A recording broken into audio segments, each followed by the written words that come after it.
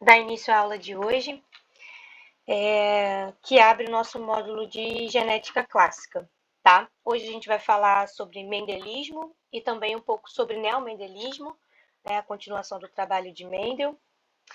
Vamos ver até onde a gente consegue isso, a gente consegue finalizar tudo o que está planejado para a aula de hoje.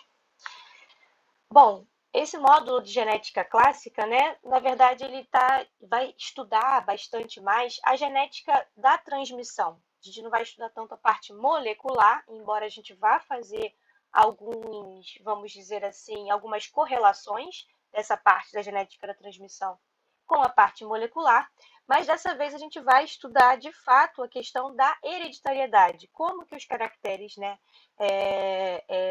que são hereditários passam, né, de uma geração para outra, né, da geração do seu pai e da sua mãe, como que esses caracteres lá se combinam para chegar, né, na próxima geração lá dos filhos, né, e assim por diante. E é sempre importante lembrar que essa parte da genética da transmissão, né, ela a partir na verdade, né, dessa mistura, né, genética, né, entre os indivíduos de uma geração, né, que vão gerar a prole, é que a gente tem, a partir disso, a variabilidade genética. Assim que a gente conseguiu, ao longo das gerações, né, trazendo essas características, né, de uma geração para outra, é que a gente trouxe a variabilidade genética, que trouxe variabilidade dentro de uma mesma população, de uma mesma espécie, né? Nós somos aqui da mesma espécie, né? Somos Homo sapiens, mas temos uma variabilidade aí dentro da própria população, que vai se dever aos diferentes alelos que eu estou carregando, os diferentes alelos que vocês estão carregando, né? E esses alelos que a gente já sabe que são inseridos por mutação dentro das populações, né?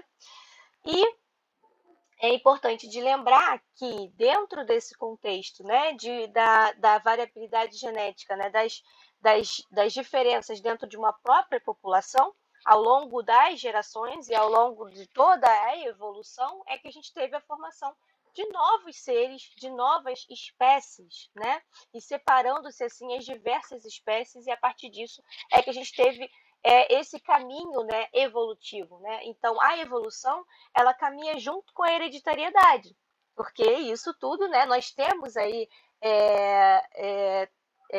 geneticamente falando, né, nós temos aí traços dos nossos ancestrais lá atrás, né, que viveram lá milhões de anos, e a partir, né, dessas gerações que vão acontecendo, e claro, outros processos vão estar relacionados também dentro da evolução, mas a gente não vai abordar tanto eles, né, mas é importante a gente lembrar que isso está caminhando em conjunto, tá, para chegar até as espécies que nós temos hoje em dia, as espécies atuais, tá? O Carlos Eduardo perguntou se eu estou gravando a aula. Eu estou gravando a aula, sim.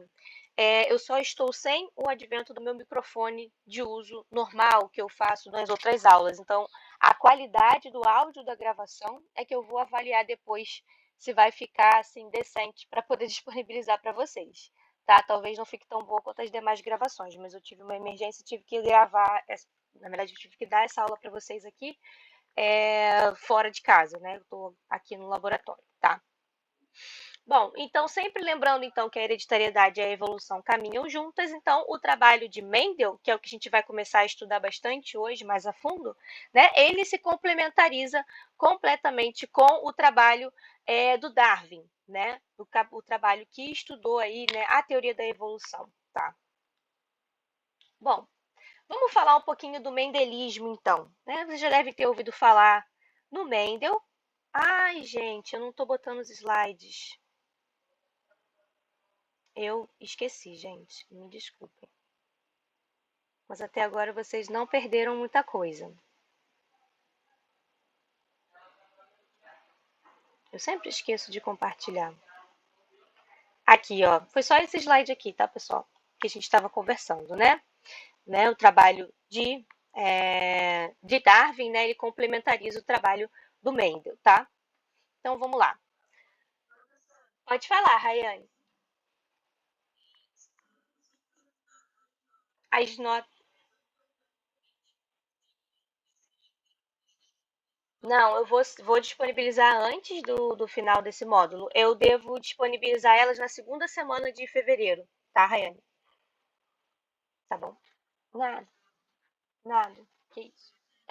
Então, vamos falar um pouquinho do Mendel, né? O Mendel vocês já devem ter conhecido, já devem ter ouvido falar nele, né? O Mendel ele é considerado o pai da genética, porque foi o que iniciou esses trabalhos. Se a genética estuda, né, como base a hereditariedade, ele foi o primeiro trabalho, né, publicado há mais tempo, mais completo, né, que estudou e de fato chegou a conclusões, né, em relação a como os caracteres são passados de uma geração para outra, e o trabalho dele, né, foi como base e é utilizado até hoje, né, explica até hoje diversos caracteres que são transmitidos de uma geração para outra, tá? O trabalho dele foi um trabalho muito amplo, publicado em 1865, tá?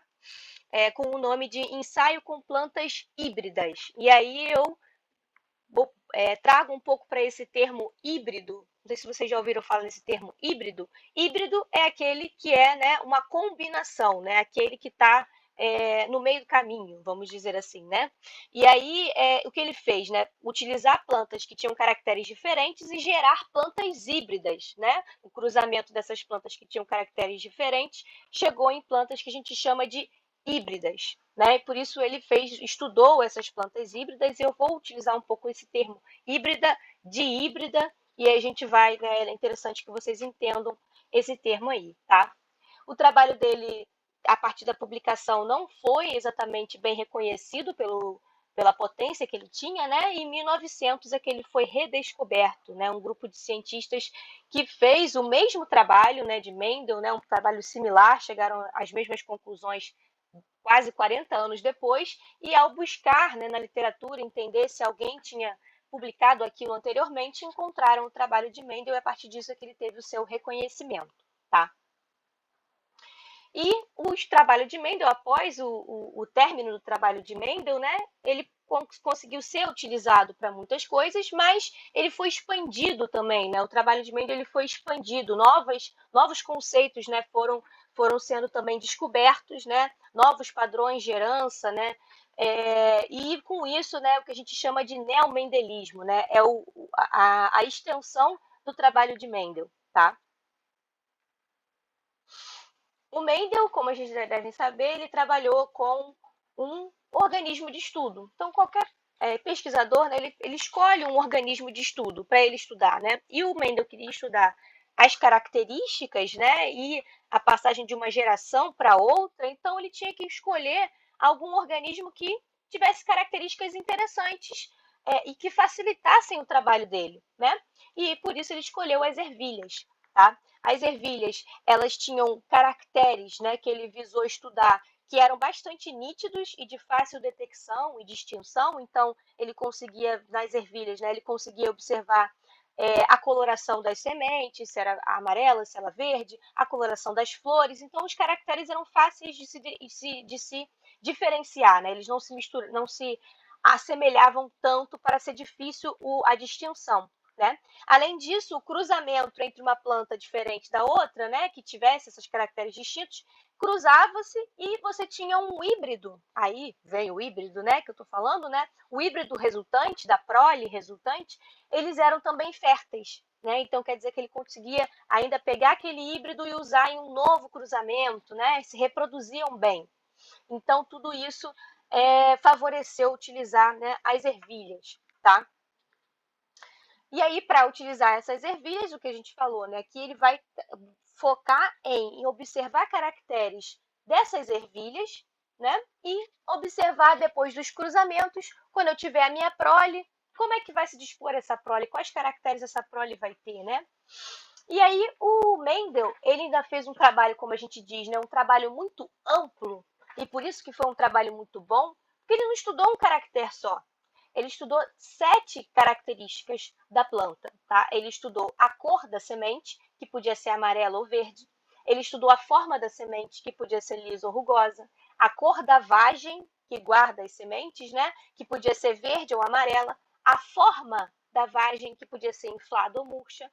A cor da flor, que podia ser púrpura ou branca. e a posição da flor, que podia ser axial ou terminal, e a altura da planta, que podia ser alta ou baixa. Então, ele pegou 7 caracteres, tá? Então, com isso, para cada um desses caracteres, ele tinha uma linhagem que ele pegou lá do fornecedor dele para partir, né, para ter um ponto de partida. Ele pegou linhagens lá do fornecedor que cada uma tinha essa característica. Então, ele tinha uma planta que ele pegou lá, tá? Essa planta aqui é uma planta que tem a semente lisa. Essa planta aqui é que tem a semente rugosa. E essa aqui cor amarela de semente, essa daqui cor verde de semente, né? Então, ele tinha plantas que eram obtidas a partir do fornecedor, né? Que tinham, vamos dizer assim, uma característica de serem linhagens puras, tá? E aí é importante que a gente entenda o conceito de linhagem pura. Como assim era uma linhagem pura? Porque era importante ele partir de uma linhagem pura. Vamos lá. Uma linhagem pura vai ser uma planta que, ao longo de diversas gerações, ela foi entrecruzada, cruzada com ela mesma, e ela fica sendo considerada uma linhagem pura se sempre que eu cruzo ela com ela mesma, eu tenho uma prole completamente idêntica a aqueles progenitores que geraram aquela prole.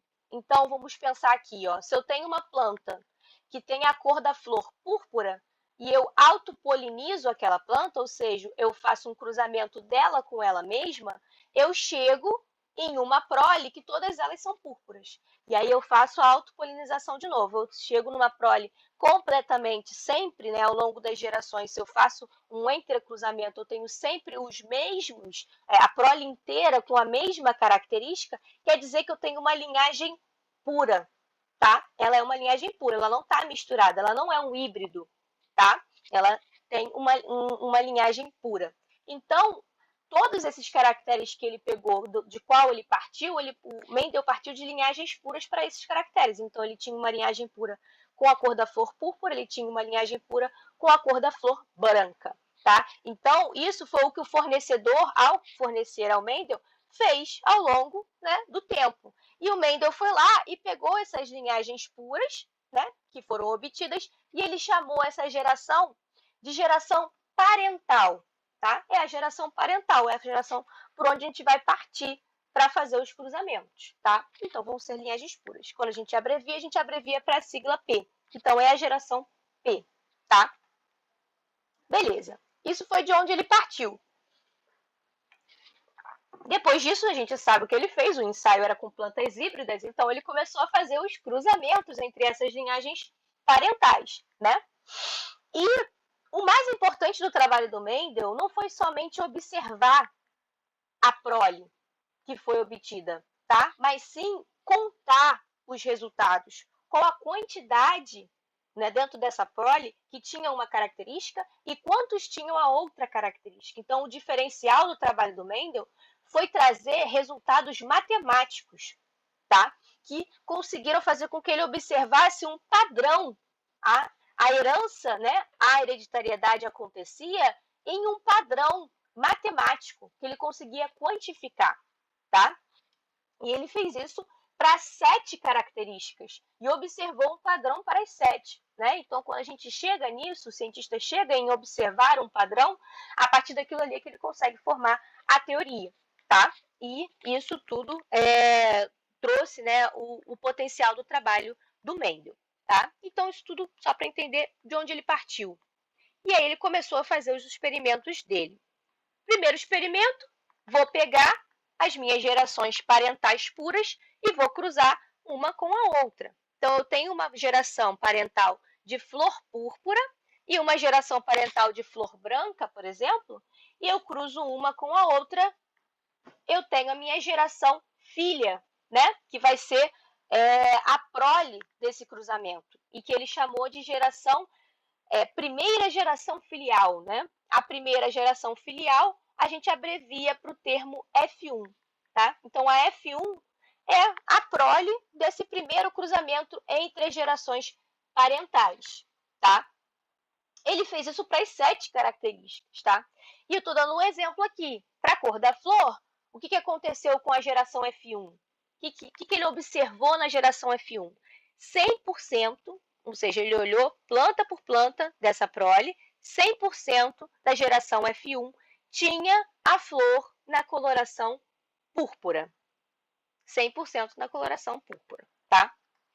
E para as outras características? Aconteceu a mesma coisa? Como é que ficou nas outras características? Bom, quando ele cruzou semente lisa com semente rugosa, a F1 deu 100% semente lisa. Aí, isso sempre foi, então aconteceu mais ou menos parecido. Em toda a prole F1, para as 7 características que ele estudou, sempre predominou uma das caracteres da geração parental. E 100% da F1 teve essa característica, tá? Aí ele partiu para o segundo experimento. O segundo experimento foi pegar a nossa planta híbrida, né? A híbrida, por quê? Porque ela foi obtida a partir do cruzamento de 2 parentais com características diferentes. Então, a gente tem a nossa planta híbrida, que é da nossa geração F1, e o que ele fez? Vou fazer o cruzamento de F1 com F1, híbrido com híbrido, tá? É uma autofecundação que ele fez. Beleza, geração F1 com geração F1. Qual foi o resultado, né? A partir do cruzamento da geração F1 com a geração F1, a gente gera uma segunda geração filial, tá? E essa segunda geração filial a gente utiliza a abreviação F2. Então, a nossa F2, o que apareceu na F2 nesse caso aqui? Quando eu cruzei flor púrpura com flor púrpura da geração F1, eu tive uma geração F2 que na prole eu tinha plantas com flor púrpura e plantas com flor branca. Agora ficou diferente. Nessa F2 eu tenho os dois fenótipos. Tá bom. Mas aí o que eu falei para vocês, o que era importante também eram os resultados matemáticos, não só observar que eu voltava a ter plantas brancas na geração F2, mas quantas brancas eu tinha para quantas púrpuras, né? Então, o Mendel foi lá e contou. A geração F2 tinha lá um total, se a gente somar aqui, né? Tinha lá um total de quase 900 e poucas plantas. E aí ele contou e viu que desse total, 705 eram plantas com a flor púrpura e 224 eram plantas com a flor branca. O que esses números dizem para a gente? Simplesmente esses números, enfim, para tentar comparar uma coisa com outra fica um pouco difícil. Vamos tentar pensar, então, para cada flor branca, quantas de flor púrpura eu tenho, né? E isso é obtido a partir, né, da razão, tá? Se a gente fizer a razão, a gente vai ter para quantas blancas, quantas a gente tem de púrpura, tá? Que no caso, se a gente fizer então isso, a gente vai dividir esses dois valores aqui pelo menor valor, que é o 224. Se eu dividir 224 por 224, eu vou ter 1, né?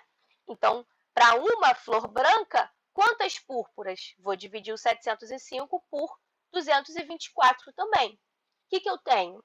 Qual valor eu vou ter? Eu vou ter um valor de 3,15. Vocês podem fazer aí. Então, isso quer dizer que para cada uma flor branca que eu tive na minha F2, tá?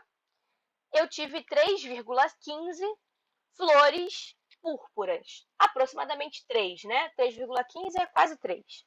Então, para cada flor branca, eu tive 3 flores púrpuras. E para as outras características? As coisas se repetiram? Como que aconteceu isso? Bom, para as outras características, se a gente for ver aqui, né? Esse padrão, ele foi se repetindo. Eu tinha sempre uma característica que vinha na F1, no caso que a gente está estudando aqui, flores púrpuras veio na F1. Na F2, ela aparece, a cor púrpura aparece, né, em uma proporção de 3, mais quantidade na F1, mas também aparece branca, em uma quantidade menor, em uma razão 3:1. Para as outras, foi a mesma coisa. Vejam aqui, plantas altas foi o que 100% apareceu na F1, e na F2 aparece em maior quantidade em uma proporção 3:1 de plantas anãs. tá? Isso para as 7 características, tá? Isso demandou um trabalho bastante dispendioso, né, de contar, né, todos esses cruzamentos que foram feitos, tá bom?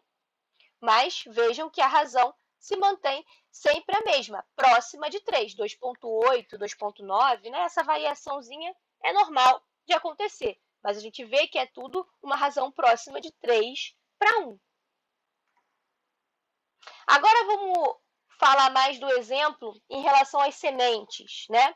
Nas sementes, a cor das sementes, né? Ele fez o cruzamento das parentais de semente amarela com semente verde e teve sementes amarelas, 100%, né, da prole F1 foi com sementes amarelas, tá? E o entrecruzamento da prole F1, a gente teve a prole F2, que teve aí uma razão 3 para 1, né, de 3 amarelas para cada uma verde, tá? Então, a gente já observa esse exemplo aqui.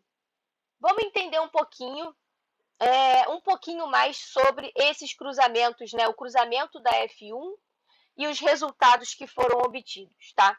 Então, beleza. Para as sementes, eu tive lá minha parental amarela, parental verde, cruzou uma com a outra, eu tive uma F1 100% amarela, por isso que eu só coloquei amarela aqui, 100% amarela, tá? Autofecundada, foi o que a gente teve aqui, eu tive amarela e eu tive verde na F2, tá? Mas em uma proporção de 3 para 1, que a gente também pode expressar essa proporção 3 para 1, a gente também pode expressar em fração, tá? Expressando em fração 3 para 1 seria 3/4 da amarela para 1/4 da verde, tá? Por quê? Por que 3/4, né? E 1/4? Porque se eu somar 3 com 1, é um total de 4. Em um total de 4, eu tenho 3 amarelas e uma verde, tá? Então, eu mantenho essa proporção que a gente estava conversando anteriormente, tá? É só uma outra expressão matemática disso.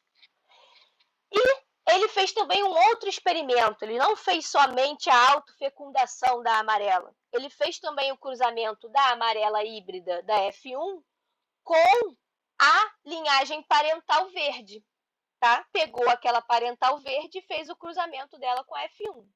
E aí, a F2 também apresentou amarela e verde, mas em uma proporção diferente. Nessa proporção aqui, a proporção foi de 1 para 1.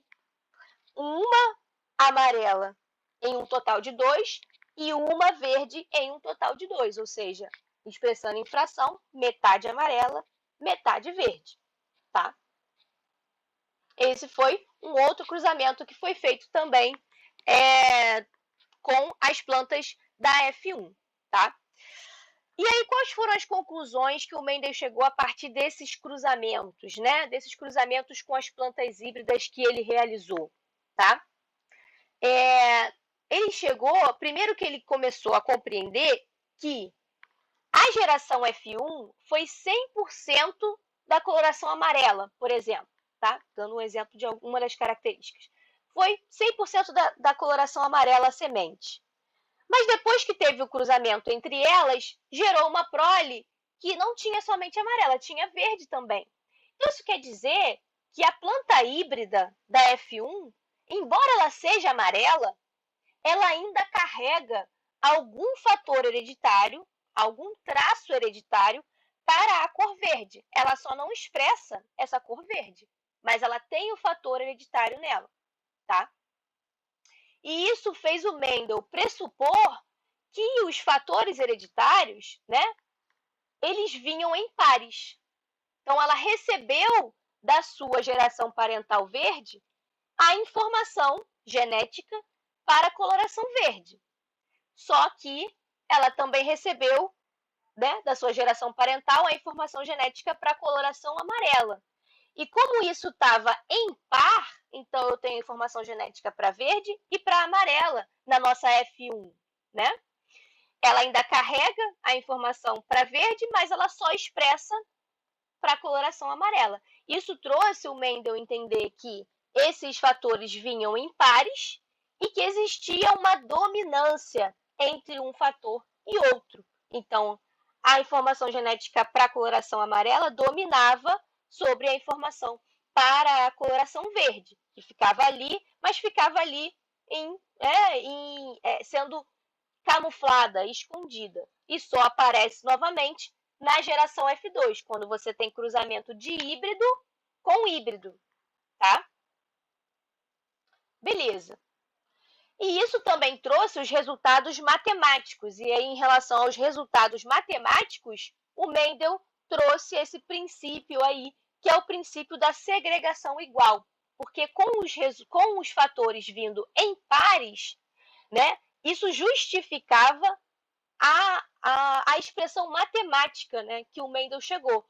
Que expressão matemática seria essa? Da proporção fenotípica ser 3:1 no autocruzamento, né, da F1 e de ser 1:1 no cruzamento entre a F1 e a parental verde, tá?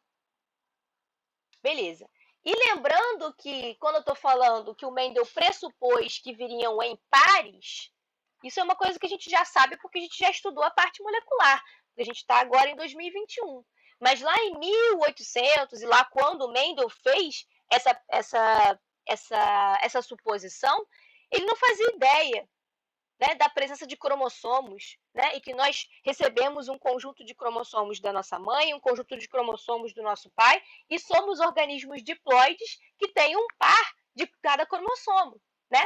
Então, ele não sabia disso, mas ele pressupôs isso. E isso se deve justamente a esse fato, né, de nós termos realmente, de fato, a nossa informação genética em pares. Por quê? Porque somos diploides, tá? Então, só repassando o princípio da dominância. O princípio da dominância, então, traz a ideia de que, por exemplo, no exemplo que a gente está vendo da cor das sementes, né? A cor amarela, ela vai ser dominante em relação à cor verde. Porque o híbrido, que carrega as duas informações, né, que carrega os dois fatores para a cor amarela e para a cor verde, ele tem a cor amarela dominando sobre a cor verde, tá? Então, a cor amarela é dominante, esse alelo que gera a coloração amarela é dominante sobre o alelo verde, que é para a coloração verde, que a gente vai chamar de recessivo, tá? Então, esse grupo, que é o grupo híbrido, a nossa F1, né, que recebeu um fator para verde e um fator para amarela, ele vai ter alelos diferentes, tá? E por isso vai ser um híbrido, porque ele tem alelos diferentes, tá? E esse híbrido, quando a gente tem essa presença de alelos diferentes, é que nós temos o que a gente chama de heterozigoto, né? O heterozigoto vai ter alelos diferentes e um alelo, né, em vários casos, um alelo vai ser dominante em relação a outro, tá? Que vai conferir o fenótipo daquele indivíduo heterozigoto, tá? Então, só relembrando isso daqui aqui. E os indivíduos que são homozigotos, né? Então, os nossos parentais, a nossa linhagem pura, então quando a gente fala linhagem pura, é porque justamente ao longo de vários cruzamentos, e aquele cruzamento somente dando, né, proles com um fenótipo idêntico ao parental, né, chegando então à nossa linhagem pura, ela é pura porque ela tem alelos idênticos. Ela também tem um par de alelos para aquela característica, mas é um par de alelos em que um é idêntico ao outro, tá? E por isso é chamada de homozigoto, tá?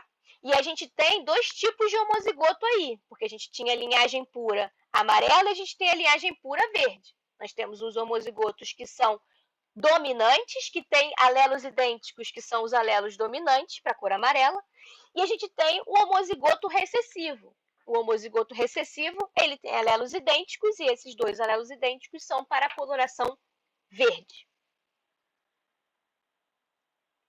Agora vamos falar do princípio da segregação igual, ou também chamada primeira lei de Mendel.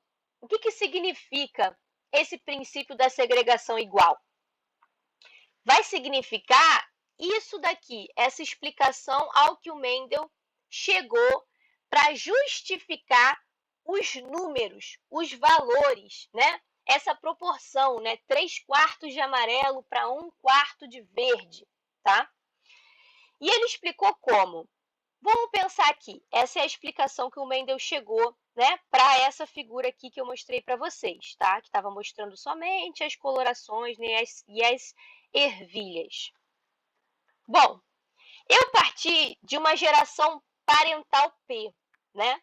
E essa geração parental P, eu tinha uma semente que seria, né, uma planta que tem sementes amarelas e a planta que tem sementes verdes.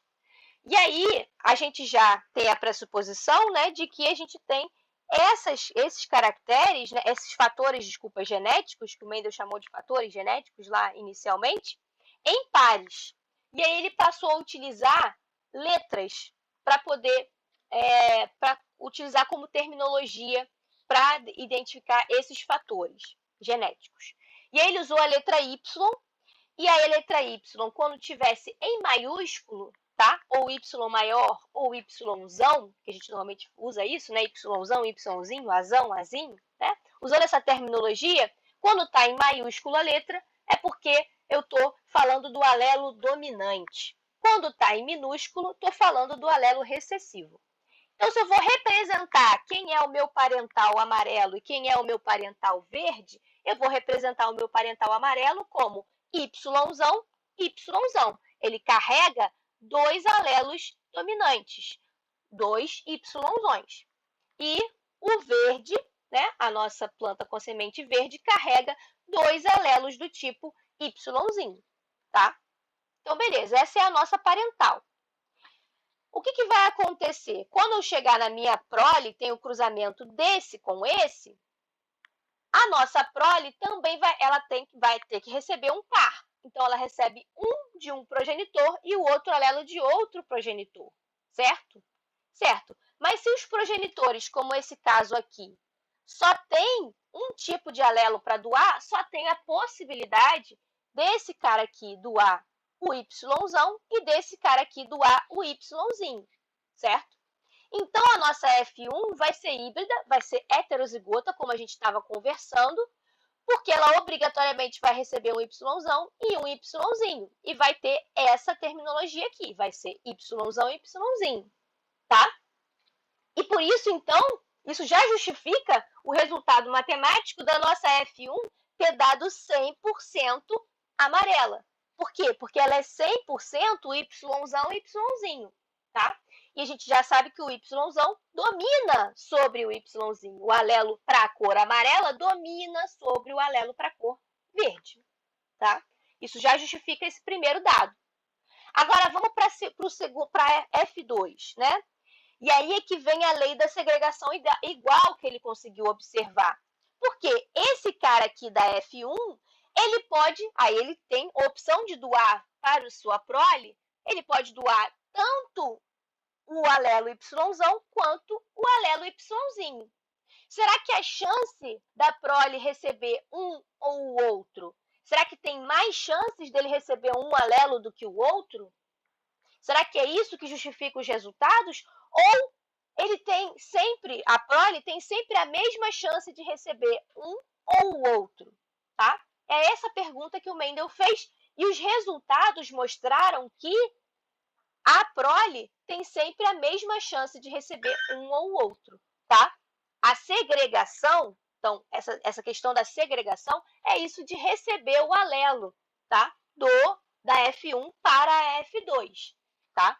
E essa chance vai ser sempre igual, por isso que chama-se segregação igual, tá? Essa é a nossa primeira lei de Mendel. Essa segregação igual está representada nesse quadrinho aqui. Veja bem, a F1 vai, esse cara aqui, né? Yzão, Yzinho, ele vai poder doar tanto o Yzão quanto o Yzinho em uma probabilidade, em uma proporção, sempre é 50-50, tá? Metade das chances da prole receber o Yzão e metade das chances da prole receber o Yzinho, tá? Então, esse cara aqui, Yzão, Yzinho, cruzou com o outro Yzão, Yzinho, que também tem as mesmas chances de doar, metade das chances de doar o Yzão e metade das chances de doar o Yzinho. E assim é que ele montou o famoso quadro de Punnett. Esse quadrinho aqui, que a gente chama de quadro de Punnett, ele reflete bem, né? E faz com que facilite a nossa chegar aí na proporção que a gente vai ter quando a gente tem um cruzamento. Então, eu consigo colocar no meu quadrinho de Punnett Yzão, Yzinho, aí eu boto um e o outro, cruzando com Yzão, Yzinho, e aí eu faço o meu quadrinho e boto, né? Nesse quadrinho aqui, né? Eu vou ter aí 4 entradas, né? 4 espaços aqui dentro, um total de 4, em que esse cara aqui, né? Recebeu quem? Recebeu 2 alelos para o amarelo. Ele virou um homozigoto dominante. Nesse espaço aqui, eu vou estar recebendo o híbrido, né? Vou estar recebendo Yzão de um lado e Yzinho do outro, formando um híbrido heterozigoto que também vai ser amarelo. Aqui é a mesma coisa, recebendo Yzão de um lado e Yzinho do outro e vai ser amarelo, tá? Heterozigoto. E eu vou ter, desses 4 espaços aqui, dessas 4 chances de formar a prole, em uma delas eu vou estar recebendo Yzinho de um lado e vou estar recebendo Yzinho do meu outro progenitor, tá? E eu vou formar, então, o meu homozigoto recessivo, que vai ter a coloração verde. Em um total de 4, eu vou ter, então, 3 amarelos para um verde. E justamente isso corrobora com os valores que o Mendel observou ali no ao vivo, ali no cruzamento de fato, fazendo com as plantas, tá? E isso também justifica o quadrinho de Punnett que a gente pode montar do outro cruzamento, do cruzamento do híbrido da F1, que tem Yzão para doar e Yzinho para doar, metade das chances de doar cada um deles, cruzou com uma linhagem pura verde, né? Com a planta de semente verde, que tem o genótipo, né? Que tem essa terminologia Yzinho. Ou seja, esse cara aqui só consegue doar, só tem a possibilidade dele doar Yzinho, porque ele só tem Yzinho. Então, esse quadro aqui de Punnett, ele não fica com 4 entradas, ele fica só com 2, tá? Porque aqui todas vão ser com Yzinho. E aí, no final, eu vou ter 2 entradas, um total de 2 entradas, eu vou ter o quê? Metade amarelo, metade verde. Uma amarela para um total de 2, uma verde para um total de 2, tá? E por isso, então, é que eu vou ter aquela proporção que ele também observou nesse tipo de cruzamento. Então, assim é que a gente tem a explicação matemática para a explicação, né, de Mendel para os resultados matemáticos que ele encontrou nos experimentos. E com isso ele forma essa primeira lei de Mendel, que é a lei da segregação igual. Só vai bater os dados matemáticos se os alelos segregarem de maneira igual, tá? Eu ter um par de alelos aqui e quando eu tiver um filho, a chance desse meu filho receber um alelo ou o outro alelo que eu tenho é sempre a mesma, é 50-50, tá? Beleza. Aqui vemos a nossa proporção 3:1, tá? Que é a proporção fenotípica. A proporção genotípica, né? Os caras que estão aqui, né, sendo amarelos, o 3:1, né, dos amarelos para verde, nem todos eles vão ter o mesmo genótipo, tá? A gente vai ter aqui, né, uma proporção genotípica de um homozigoto dominante para 2 heterozigotos para um homozigoto recessivo, tá? Também lembrar disso é importante. Mas a gente fala muito da proporção fenotípica. E aí, fenotípica, o homozigoto dominante tem o mesmo fenótipo do heterozigoto, né? Isso a gente sabe por conta do princípio da dominância, por conta de ser uma dominância completa, nesse caso aqui, tá? Então, relembrando um pouco, né, o conceito, quando a gente falar de fenótipo, eu estou falando de qual vai ser, né, dentro daquela característica que é a cor da semente, qual é o fenótipo? Eu tenho 2 fenótipos possíveis aqui, cor amarela, cor verde, tá? E por trás daquele fenótipo eu tenho um genótipo, né? Então, quais alelos estão sendo carregados, na verdade? Né? E quais alelos estão sendo carregados? Então, eu posso ter lá, então, não, eu tenho carregando os alelos Yzão e Yzinho. Tá carregando os alelos Yzão e Yzão. Tá carregando os alelos Yzinho e Yzinho. Então, essa diferenciação, essa explicação de Mendel realmente traz o que seria o genótipo daquele indivíduo, tá? Beleza. E aí o Mendel partiu para os cruzamentos de híbridos, tá? Agora, né, anteriormente a gente falou dos cruzamentos com os híbridos. Pegamos a nossa F1 e cruzamos, né, essa nossa F1 com ela mesma e etc. O que quer dizer de híbrido, professora? De híbrido quer dizer que aquele indivíduo ele é híbrido para duas características, tá? Ele é híbrido para duas características. Agora aqui o Mendel quis estudar duas características em conjunto. Ele não estudou só essas em conjunto, ele estudou outras também. Essa daqui ele estudou, então, a característica da cor da semente, né? Se ela é amarela, se ela é verde, e a característica da forma da semente, se ela é lisa ou se ela é rugosa, tá? Agora ele quis estudar duas características em conjunto. Então ele pegou uma geração parental amarela e lisa e cruzou com uma geração parental verde e rugosa. Vamos lembrar, geração parental é pura, quer dizer que os genótipos são de homozigotos. Eles vão ser homozigotos tanto para a cor quanto para a forma da semente, tá? E aí, quando eu fizer o cruzamento, né, dessas linhagens puras, uma com a outra, eu vou ter a minha F1, que vai ser híbrida para a cor e para a forma, né? Então, ela vai ser uma dihíbrida, tá?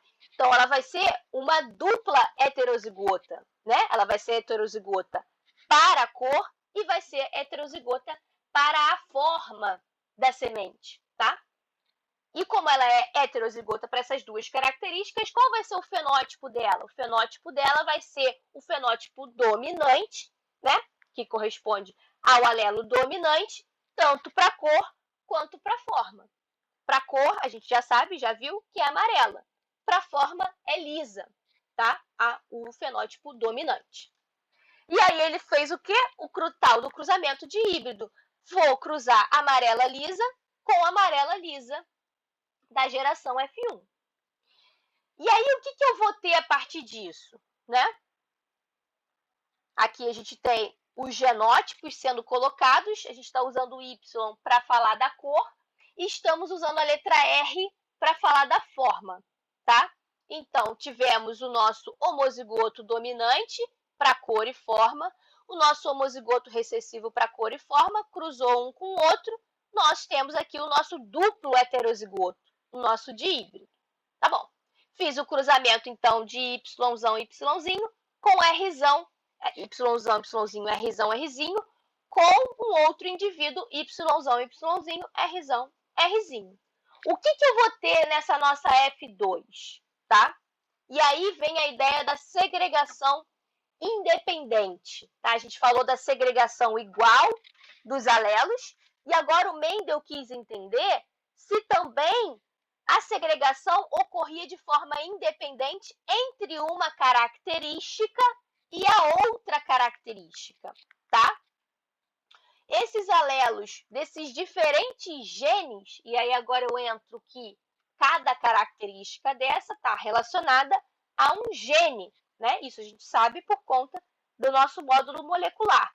Esses alelos desses diferentes genes, o gene que gera a cor da semente e o gene que gera a forma da semente, eles vão segregar independente um do outro ou não, tá?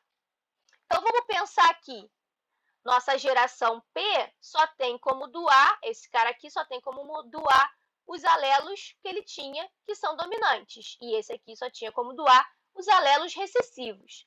Então, quer dizer que esse cara da geração F1 recebeu os gametas que formaram esse cara aqui, ele recebeu o gameta com Yzão, Rzão e um outro gameta com Yzinho, Rzinho.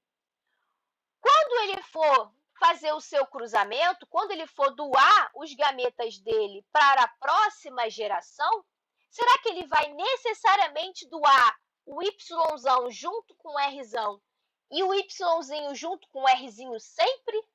Ou será que é possível que o Yzão e os alelos para Y e os alelos para R possam, né, segregar independentemente um do outro, tá? Então, ele tinha essa possibilidade. A gente podia ter, né, a hipótese da segregação ser dependente, ser necessariamente esses gametas que ele vai doar para sua prole, ou ela ser independente, tá? Vamos pensar na hipótese dependente, que é para a gente poder entender a nossa hipótese da segregação independente. Na dependente, esse indivíduo da F1 necessariamente vai doar somente esses gametas que ele recebeu. Então, no nosso quadrinho de Punnett, eu só vou ter a possibilidade de doar ou o Yzão junto com o Rzão, ou o Yzinho junto com o Rzinho. Esse cara aqui, cruzando com ele mesmo, né? Eu vou só ter a possibilidade aí 4 entradas nesse nosso quadrinho de Punnett, e eu teria uma proporção fenotípica, ao final, de 3 amarelas lisas, veja que não é só a cor, é a forma, né? 3 amarelas lisas, tá? Porque esses caras aqui têm os dominantes para os 2 genes, para uma verde rugosa. Essa seria a proporção fenotípica que o Mendel encontraria no cruzamento F1 com F1, tá? Mas não foi isso que o Mendel viu. Ele não viu 3:1 de amarela lisa para 3 amarelas lisas para uma verde rugosa.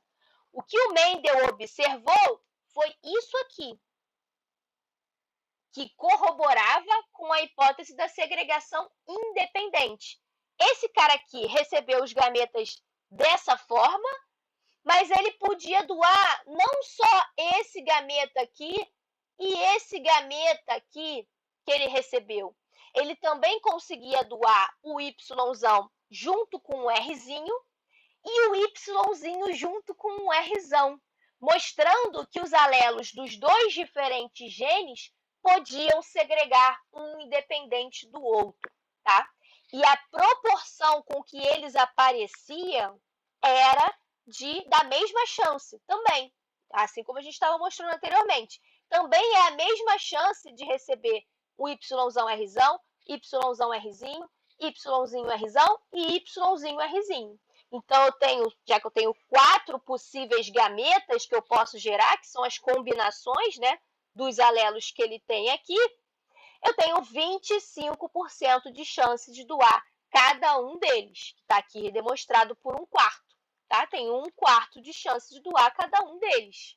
Então, esse indivíduo aqui vai gerar esses gametas que ele pode doar, já que eu estou cruzando ele com ele mesmo, eu coloco a mesma coisa na outra pontinha lá do nosso quadro de Punnett, e aí eu vou ter um quadro que não é mais com 4 entradas, é 4 vezes 4. Eu tenho 16 entradas aqui no meu quadrinho, tá? Eu não vou fazer junto com vocês, mas vocês já sabem, quadrinho de Punnett, ó, isso daqui com esse aqui vai dar o totalmente dominante, né? O duplo homozigoto dominante. E aí, esse com esse com esse, e a gente vai chegando, então, a partir do genótipo, no fenótipo.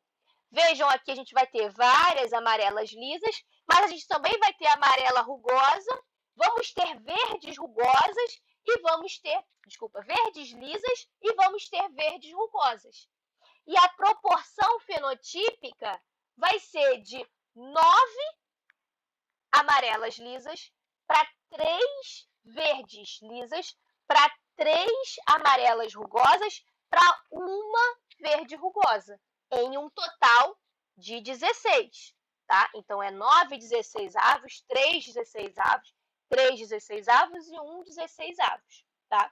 Foi isso que o Mendel observou. Ele fez esses cruzamentos, ele contou lá na prole F2 quantas ele tinha para cada uma dessas características e viu essa proporção, mostrando que a segregação, então, desses alelos de diferentes genes era independente, tá? A gente vai conversar um pouco mais sobre essa primeira lei de Mendel na próxima aula. Beleza, então isso justamente trouxe a segunda lei de Mendel, que é a lei da segregação independente. É o que eu estava mostrando aqui para vocês. Tá? Esse foi o resultado matemático que ele teve, 315, amarela lisa para 108, verde lisa para 101, amarela rugosa para 32, verde rugosa. Essa razão aqui, se a gente for fazer a razão, a gente vai ter que chegar numa proporção aproximada de 9 para 3 para 3 para 1. Beleza? Mostrando que a segregação é independente. Tá? O que os quadros de Punnett trazem de importante para a gente, né? Os quadros de Punnett facilitam muito a gente entender esses cruzamentos, tá? O próprio cruzamento lá parental, né? Se eu tenho uma planta parental púrpura, uma planta parental branca, são homozigotas, né? E só podem doar, então, aqueles alelos. Você pode montar o quadro lá e você vai ver, né, que você vai ter somente heterozigotos, né, que foi o caso da nossa geração F1. Né, F1 cruzando com F1, eu chego lá na minha proporção 3 para 1. Né? Um quadro de Punnett, ele funciona muito bem para esses cruzamentos monohíbridos, né, que são híbridos só para uma, a gente está estudando somente uma característica, né? Também funciona bem para os dihíbridos, como a gente acabou de mostrar, que são os quadros, né, que quando está analisando duas características, vai mostrar ali um quadrinho de 16 entradas, quando você está cruzando dihíbrido com dihíbrido, tá? Mas se a gente for fazer isso para mais características, né, os quadros já começam a ficar muito complicados, porque eles aumentam muito de tamanho, tá bom?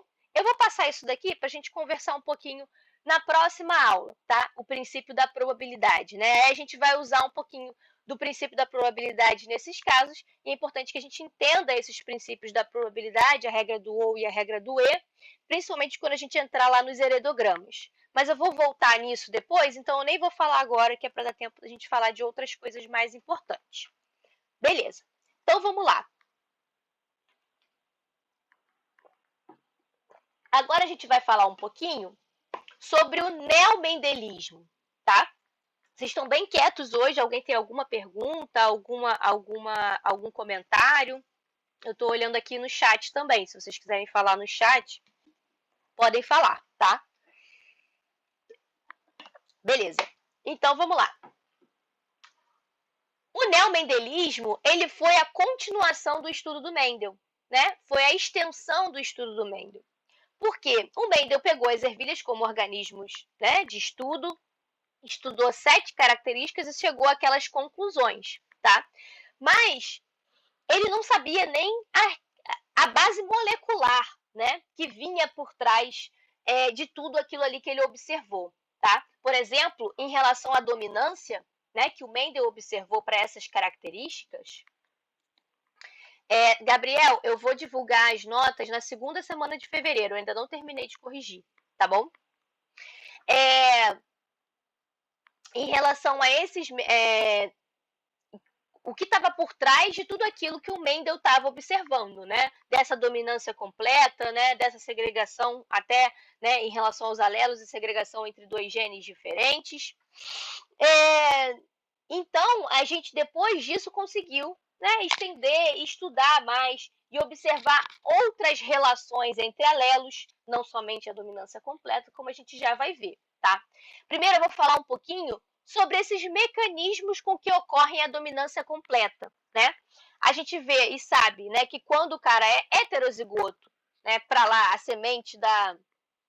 semente, por exemplo, né, lá da ervilha, amarelo domina sobre verde, alelo para o amarelo domina sobre o alelo sobre verde. Mas como que acontece essa interação, né? Por que tem essa dominância completa, tá?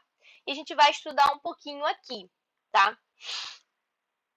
Só relembrando, aqui eu trouxe um outro exemplo, que eu teria, por exemplo, a coloração da pelagem de cachorros, né? Eu tenho uma coloração lá cinza que domina sobre a coloração amarela, tá? E isso eu coloquei aqui uma terminação da letra A e botei lá azão, o nossa geração parental, que é homozigota, dominante. Nesse caso aqui, então, vai ter a cor preta, que é a cor dominante, que é a característica, né, o fenótipo dominante. E a gente vai ter o amarelo, que vai ter esse genótipo azinho. Quando eu cruzo um com o outro, eu tenho 100% da F1 preto, azão, azinho. E quando faço lá o cruzamento dele com ele mesmo, né? Azão, azinho, cruzando com azão, azinho no quadrinho de Punnett, eu vou ter sempre lá uma proporção de 3 da coloração cinza para 1 da coloração caramelo, tá? Esses 3 da coloração cinza, 2 são heterozigotos e 1 vai ser homozigoto dominante. Isso aqui é só para tentar revisitar esse quadrinho aí de Punnett. Vai funcionar para cada característica que a gente for estudar. Mas beleza, entendi que ocorre uma dominância completa, ou seja, os meus heterozigotos, tá? Eles apresentam o mesmo fenótipo do homozigoto dominante, tá? Como é que isso acontece molecularmente falando, né? Molecularmente falando, o alelo azão, que a gente chama de azão, mas o que eu estou falando ali não é simplesmente uma letra. Estou falando de um alelo.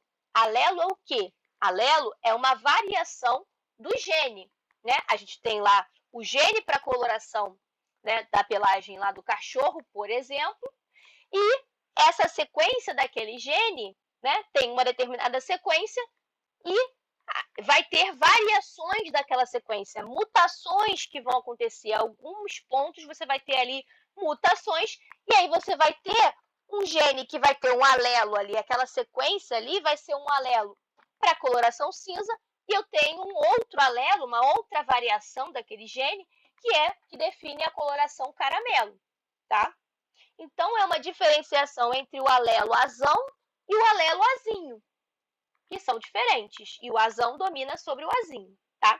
Então, pensando em alelos, a gente vai ter os alelos que são de 2 tipos, tá? A gente pode ter alelos de 2 tipos. A gente tem o alelo que a gente chama de alelo selvagem, e o termo selvagem, lembra quando eu falei de mutação um pouco para vocês? Selvagem é a sequência originária. A sequência selvagem, ou aquele organismo que tem o gene com a sequência selvagem, é a sequência que a gente chama de originária, tá? É o alelo original que surgiu dentro lá da população, tá? Então, a gente tem os alelos selvagens e esses alelos selvagens podem sofrer mutações, né? E a gente mostrou isso. E a gente gerar um mutante. O mutante foi aquele que teve uma mutação dentro, né, daquela sequência que era a sequência selvagem. Então, eu posso ter os alelos mutantes. Os alelos mutantes são aqueles que foram formados por mutações, apresentaram mutações, tá? Apresentaram mutações, essas mutações aconteceram em um alelo selvagem, eu gerei um alelo mutante, ou um próprio alelo, que já é um alelo mutante, sofre novas mutações e gera um outro alelo mutante. Isso também é possível de acontecer, tá? Beleza, então tenha em mente essa ideia do alelo selvagem e do alelo mutante. Lembrando como que a mutação acontece, isso aí foi de outra aula, só revisando. Né? A mutação pode acontecer lá, a gente acabar fixando, né? A gente tem um mau pareamento, por exemplo, que pode acontecer, e se não for reparado pelo nosso sistema de reparo e tudo mais, né, eu posso acabar incorporando ao final um par, né, que originalmente seria CG, naquela posição agora eu tenho um par AT, tenho uma mutação ali pontual, e assim é que eu gero o meu mutante, né? Então, gerei aqui um alelo, por exemplo, se está numa região gênica e tudo mais, gerei o meu alelo mutante, e os demais aqui estão com alelos selvagens, tá? Beleza. Agora, entendendo isso, vamos pensar um pouquinho. Em alguns casos, a dominância completa se dá porque o selvagem, o alelo selvagem, que é o originário, é que é o dominante. Em alguns casos vai ser isso que vai acontecer. Como é que o selvagem pode ser dominante, por exemplo? Bom, aqui eu tenho o cromossomo. Vejam aqui, o cromossomo, tá? Desse indivíduo. Claro que é um diploide, então ele vai ter um par, né, do seu cromossomo. Nesse cromossomo de cá, ele está carregando o mesmo alelo que no outro cromossomo. Então, aqui eu tenho um homozigoto, tá? E aqui eu tenho um homozigoto que é do tipo selvagem, que apresenta o alelo selvagem. A gente representa muito alelos selvagens com esse maisinho, tá? Com esse símbolo de mais. Então, ele é mais. Ele tem nos dois, né? Nos 2 cromossomos do par, ele tem esse alelo selvagem, tá? Que gera um RNA mensageiro, é um gene, então vai gerar um RNA, que no caso aqui vai ser um RNA mensageiro, que gera uma proteína, ao ser traduzida, que é funcional, tá?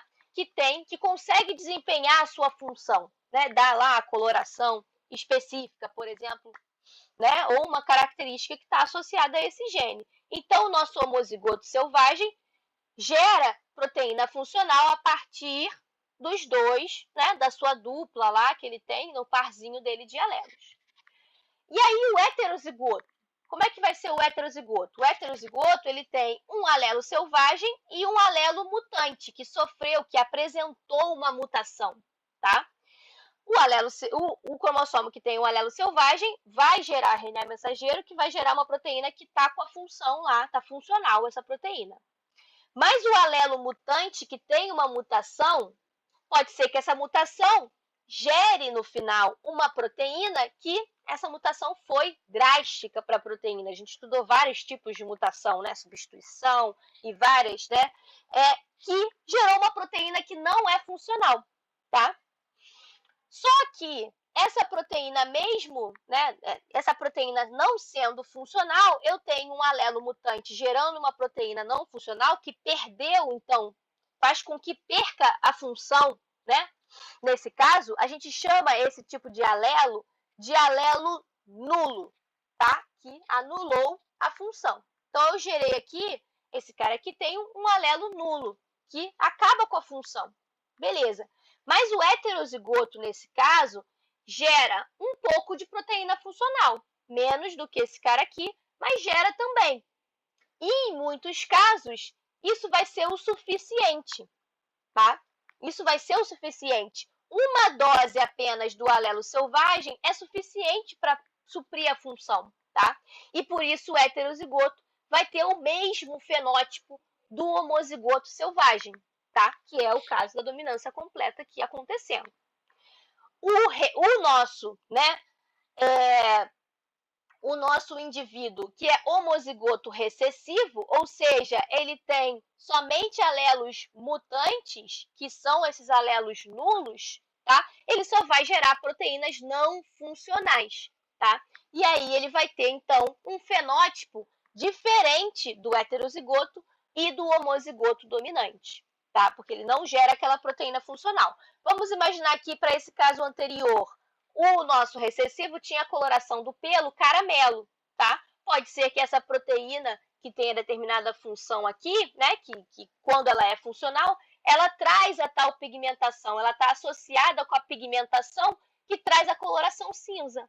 E aí o nosso homozigoto recessivo não consegue ter essa coloração cinza e tem a coloração aí caramelo, tá? Por exemplo. Então, esse é um mecanismo aí molecular para a gente ter a nossa dominância completa, tá? Mas também existe a possibilidade do nosso alelo mutante o nosso alelo mutante ser o dominante. Também pode acontecer, tá? E não o selvagem. Tá? Então, a gente tem lá o nosso alelo aqui selvagem produzindo, né, proteínas, chegando em proteínas que tem uma determinada função, tá? Beleza. Mas o nosso heterozigoto, e no caso o alelo selvagem, desculpa, e no caso o alelo mutante, ser um alelo nulo, não gera a proteína funcional lá no final. Então ele tem um fenótipo diferente, o nosso homozigoto aqui. Beleza. E o nosso heterozigoto, ao invés daquela dose, né, uma dose só do alelo selvagem ser suficiente, em muitos casos não vai ser o suficiente, tá? E aí uma dose apenas do alelo selvagem não é suficiente para suprir a função, tá, da proteína.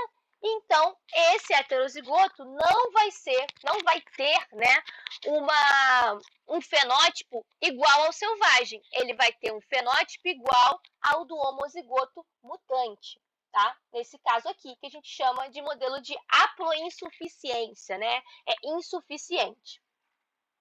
Uma outra possibilidade é a gente ter, né, o nosso selvagem forma uma proteína que é do tipo dímero, tá? A proteína do tipo dímero, é uma proteína que, para ter a função dela, eu preciso de duas cadeias polipeptídicas idênticas, tá? Que elas, em conjunto, desempenham a função, tá? O dímero. Ok. No caso, o nosso mutante gera uma proteína que tem um formato aqui, né? Tem uma estrutura diferente e tal, que não consegue desempenhar a função. E o heterozigoto, nesse caso aqui, ele vai ter só uma dose do alelo selvagem, né? Que seria dessa proteína aqui, que é funcional. Mas o que acontece aqui? A gente tem a proteína mutante interferindo na atividade, na função da proteína selvagem. Ela vai interferir e de maneira que, então, faça com que esse heterozigoto tenha um fenótipo similar ao do homozigoto mutante, tá bom? Então, só para a gente fazer essa correlação entre o nosso último módulo molecular com esse módulo de cá, tá? Deu para entender? Então, os mecanismos da dominância completa, né? Ok. E agora a gente parte, de fato, para as extensões do mendelismo, porque quando se continuou estudando o trabalho de Mendel, é que se chegou a entender que essas relações entre os alelos nem sempre vai ser de dominância completa. Tá? O Mendel observou dominância completa porque ele estudou 7 características em que acontecia, de fato, a dominância completa, heterozigoto, né, com fenótipo idêntico ao do homozigoto dominante. Mas existem outros tipos de interação entre alelos, tá? Que a gente vai estudar aqui. A dominância incompleta ou parcial, a codominância, a polialelia e os alelos letais, tá? Nenhum desses o Mendel estudou naquele momento, por isso ele não chegou à conclusão sobre eles, mas demais estudantes, demais cientistas, né, conseguiram entender aí depois características com essas relações. Além disso, a gente vai entender um pouquinho, né, que a gente pode ter um gene interferindo em uma característica, né? Um gene, uma característica. Beleza? Ok, até agora foi só isso que a gente estudou. Um gene, então eu tenho um gene, então eu vou ter um par de alelos para aquele gene, e isso vai gerar a minha característica, tá bom? Ok, mas existe a possibilidade tanto de vários genes interferirem em uma mesma característica, e isso a gente chama de interação gênicas ou interação entre genes, que vão ser de vários tipos, tá? E existe a possibilidade também de um gene só, um gene único, interferir em mais de uma característica, tá? E isso a gente chama de pleiotropia. Então, vamos lá para as extensões do mendelismo. Vamos falar primeiro da interação entre alelos, tá? A interação entre os alelos. Pensar em alelo. Bom, vou pensar lá numa característica, né? Específica, vou ter um gene para aquela característica, tem os alelos azão e azinho, tá? Ok. Qual vai ser a interação entre eles? Não necessariamente vai ser dominância completa. Vamos pensar aqui nas outras possibilidades, outras interações entre esses alelos. Beleza, vamos falar primeiro sobre a dominância incompleta ou parcial. Tá? O que é a dominância incompleta ou parcial? É o que o próprio nome diz. Tá? Existe alguma dominância, mas não completa.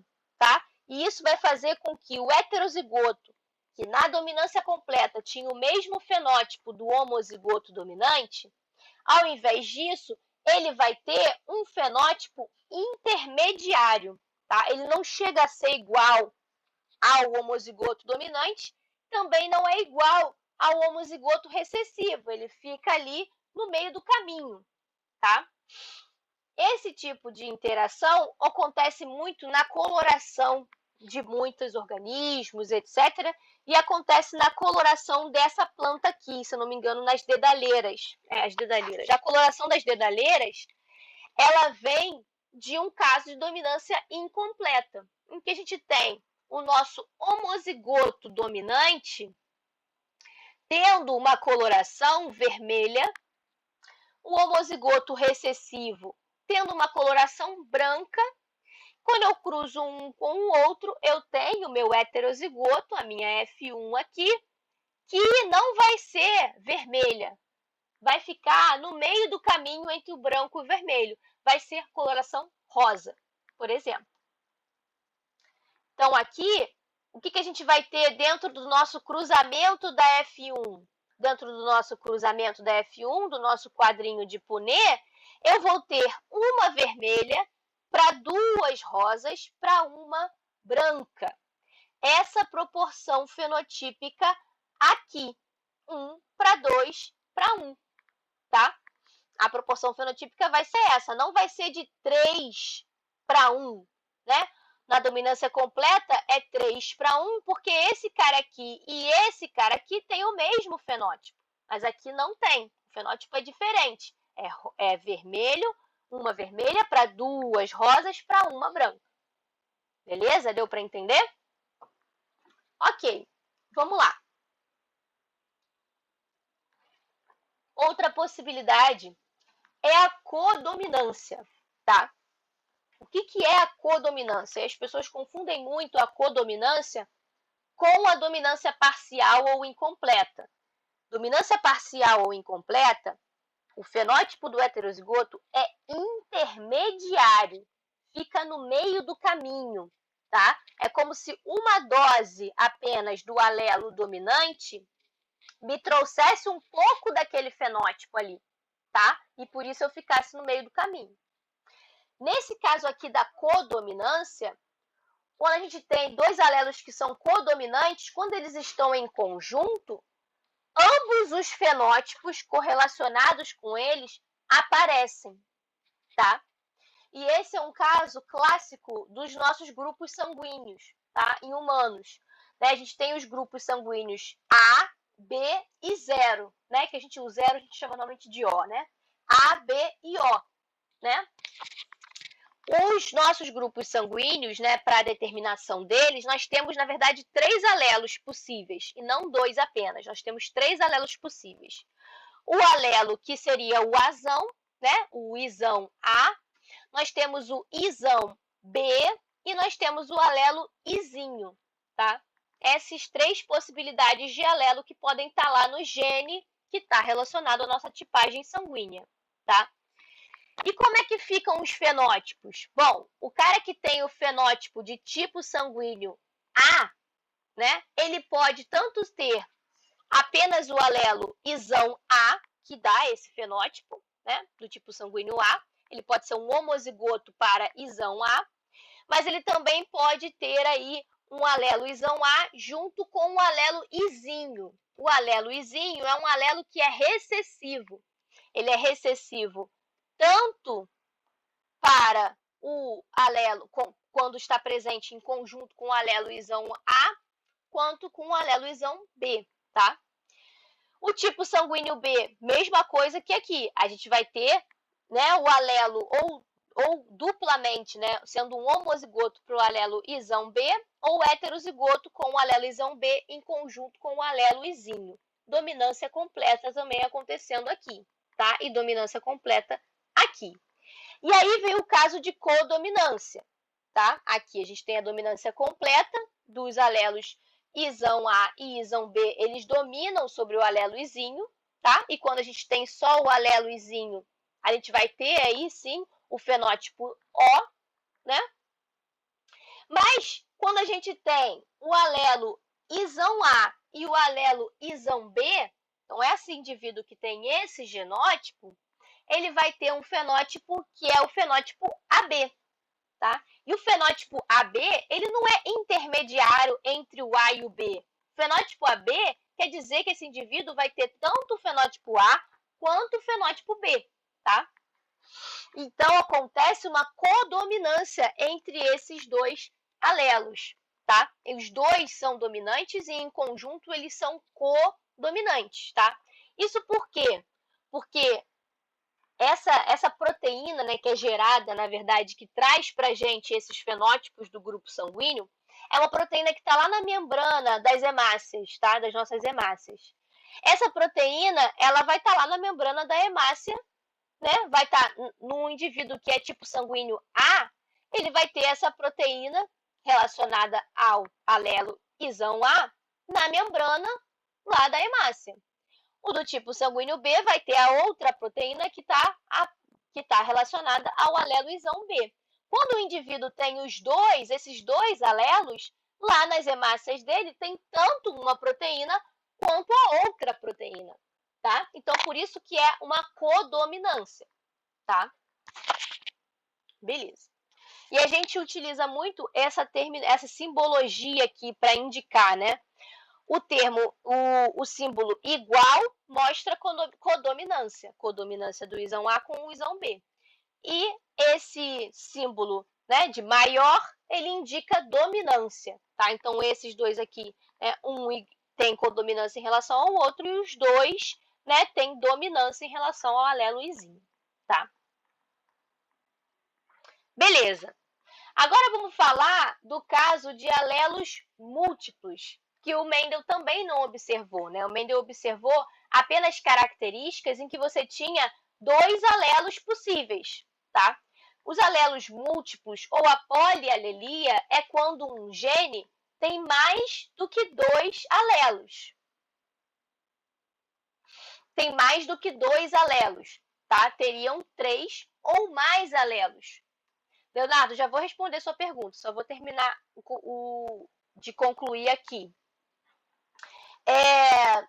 Então, a gente acabou de ver um exemplo que também é um exemplo de polialelia ou de alelos múltiplos, que é o exemplo dos tipos sanguíneos, né? Acabei de mostrar para vocês que para determinar os nossos tipos sanguíneos existem 3 alelos possíveis que você pode ter. Você vai ter um par, né, de alelos e nesse seu par de alelos você pode ter cada um desses 3 possíveis, tá? Que existem aí na nossa população, tá? Que seria o alelo isão A, o isão B e o izinho, tá? E isso é muito comum de acontecer. Muitos genes, né?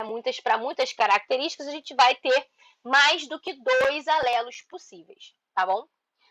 E o Leonardo me fez uma pergunta, como que as interações que a gente está observando aqui vão se aplicar na cor das ervilhas, tá? Olha, Leonardo, o que eu estou tentando explicar aqui são possíveis interações que acontecem em alelos que vão acontecer, que foram identificadas na natureza, tá? Então, se estudou lá, vou estudar essa característica aqui.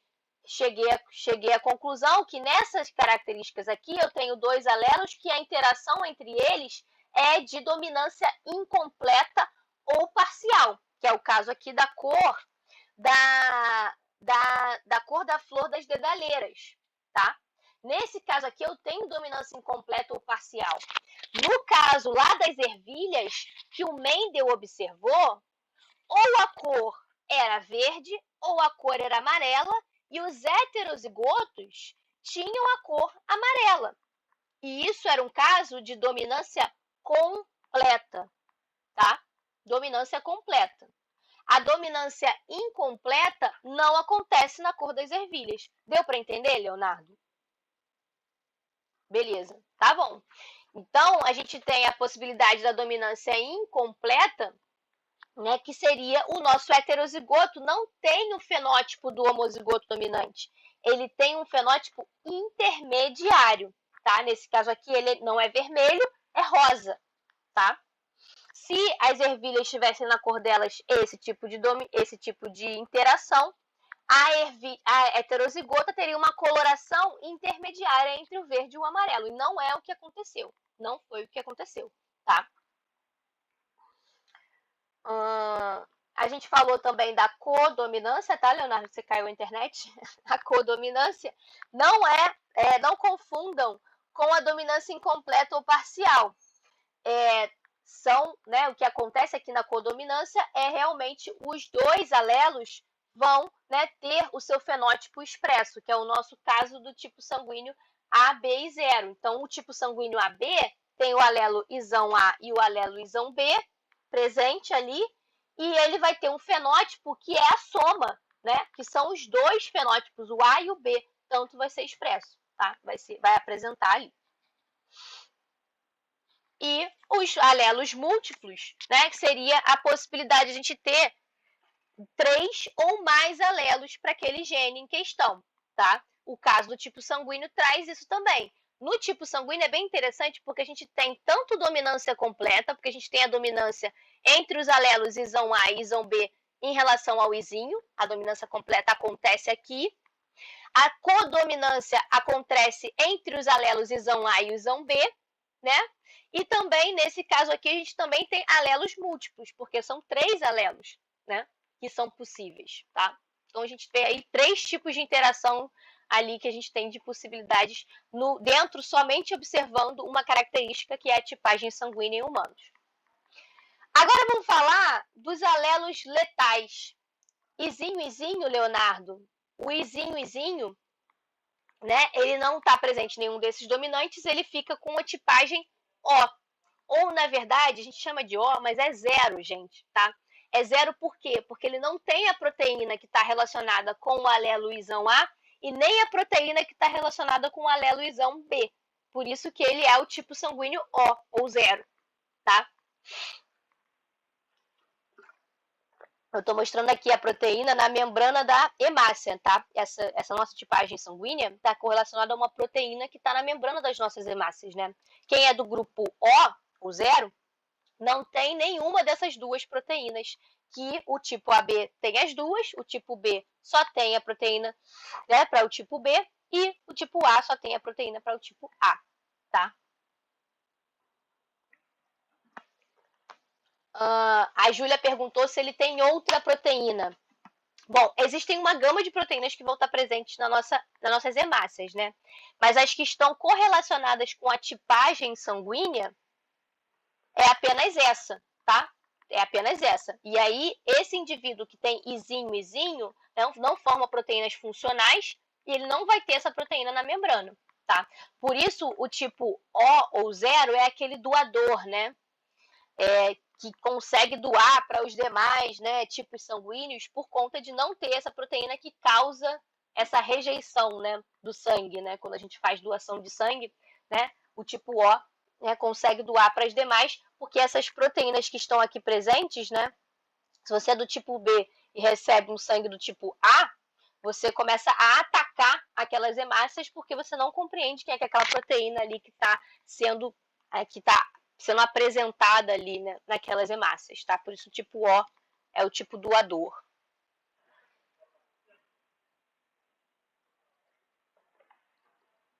Não apresenta o antígeno. Isso, exatamente, Leonardo. O tipo O não vai ter o antígeno A e nem o antígeno B, tá?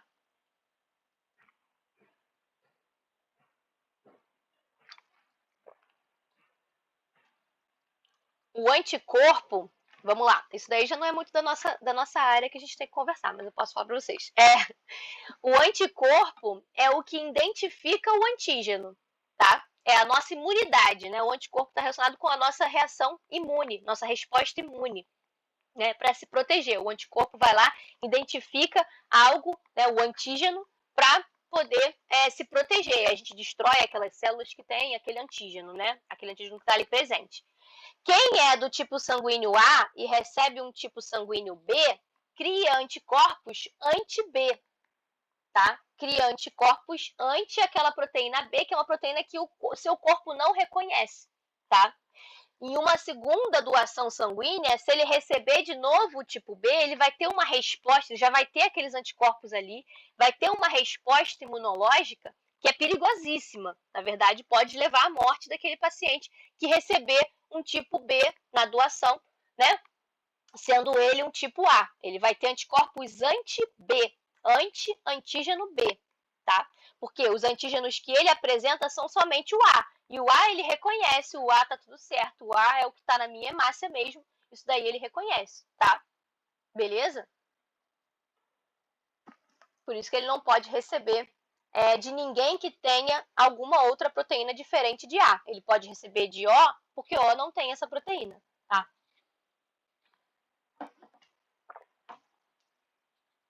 Beleza. Só tirando uma dúvida aí mais de biologia, tá, gente? Não tem muito a ver com a nossa parte de genética. Vamos lá, vamos para os alelos letais, então.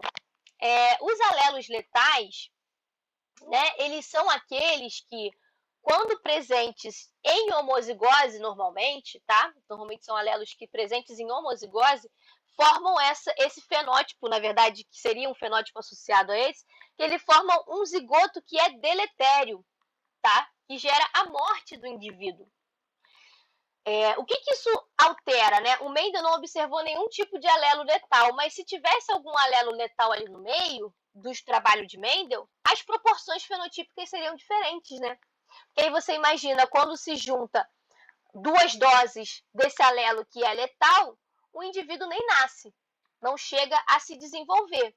E aí aqueles que nascem e se desenvolvem não estão apresentando aquele alelo ali em homozigose. Isso altera as proporções fenotípicas, né, pessoal? Então, lembrar disso. Um exemplo é essa questão aí que está relacionada com a cauda dos gatos, tá? A cauda dos gatos. Os indivíduos que, para esse gene relacionado lá com a ausência de cauda, os indivíduos que forem, né, homozigotos dominantes, que tem esse alelo aqui, eles vão apresentar, os alelos que têm os alelos azão e azão, vão apresentar a cauda normal, etc. A gente vê normalmente. Agora, os indivíduos que são heterozigotos, que têm, né, tanto o alelo para a cauda normal, quanto o alelo, que é esse alelo letal, mas quando ele está em uma dose só, ele forma esse indivíduo que não tem cauda, tá? Não tem cauda. Um indivíduo sem cauda, tá? Quando você tem as 2 doses desse alelo, aí ele fica letal, como eu mostrei aqui, homozigose desse alelo, e aí é letal, o gato nem se desenvolve. É um zigoto deletério que é formado, tá? Aqui a gente teria o que eu chamo de dominância incompleta também acontecendo, porque o indivíduo entre a cauda normal e a letalidade, ele tem um fenótipo heterozigoto que é intermediário, tá? Que é não ter cauda. Por quê? Porque o fato de ser deletério está associado a uma má formação da coluna dorsal do gato, tá? Se ele tem apenas uma dose desse alelo que traz essa má formação, ele não vai ter a cauda. Se ele tem duplamente esse alelo, a má formação é tão grande que faz com que esse indivíduo, né, não consiga se desenvolver, forme ali um zigoto deletério, tá? E aí percebam que no nosso quadrinho de Punnett a gente vai ter uma diferença, que é o quê? Nesse lado de cá, nessa pontinha de cá em que a gente tem azinho encontrando azinho, não vai chegar na proporção 1 com cauda para 2 sem cauda para 1 letal. Por quê? Porque eu não vou ver, esse indivíduo não vai nascer, tá? Então, no nosso cruzamento, se eu tenho um alelo que é letal e aí ele está apresentando junto com o outro, isso vai causar a letalidade, é como se esse espaçozinho aqui do nosso quadrinho de Punnett não existisse, tá?